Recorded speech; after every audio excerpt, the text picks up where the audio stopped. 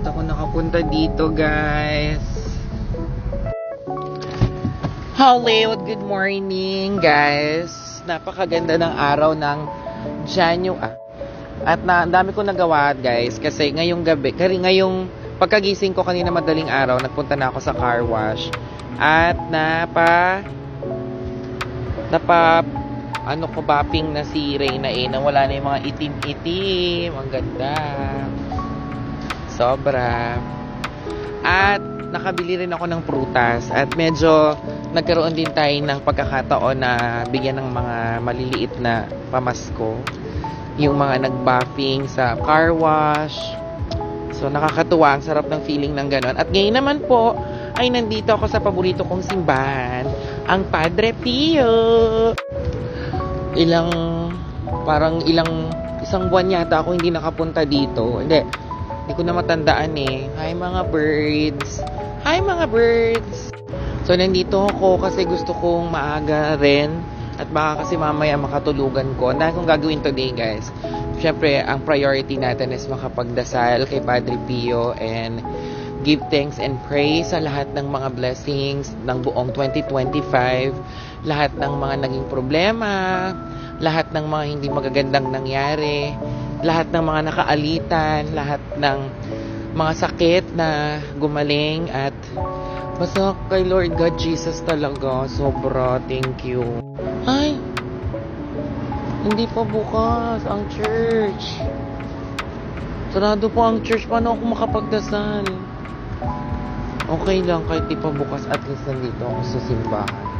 Tingnan nga natin, di pa bukas. Kasi ang bukas nito, 5 o'clock. So, what time is it na ba? 6:43. Bukas na ba to? Watch your steps, pool. Hindi pa bukas. Ang aga ko naman pala.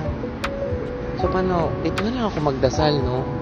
Naririnig naman ako ni God kahit saang lugar naman tayo mag-pray. Maririnig naman tayo ni God.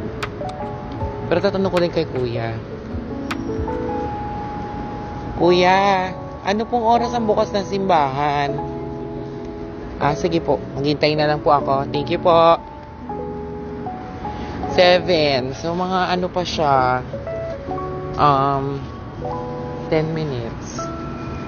Kaya rin lang magpipray na lang ako dito. Tingnan nyo, ang ganda, oh. Iba talaga yung ano ko dito. Iba talaga ang... Pag nandito ako sa Padre Pio, iba yung gaan, iba yung atmosphere, iba yung pakiramdam dito.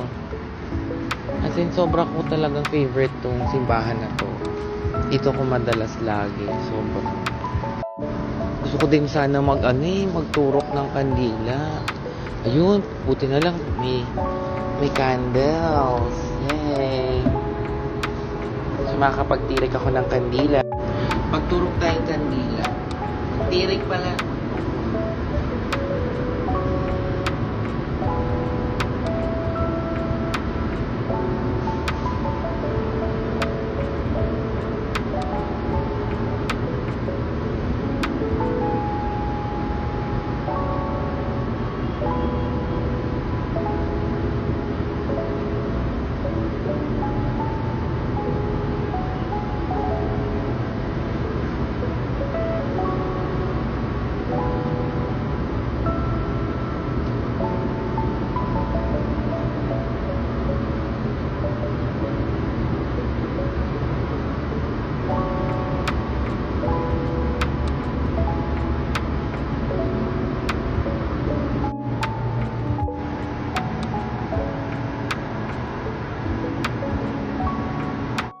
Sarap ng feeling na nagdadasal. Thank you talaga lahat kayo. Thank you. Sobra. Uwi na ako. Maglilinis naman tayo ngayon ng bahay. Marami tayong gagawin ngayon.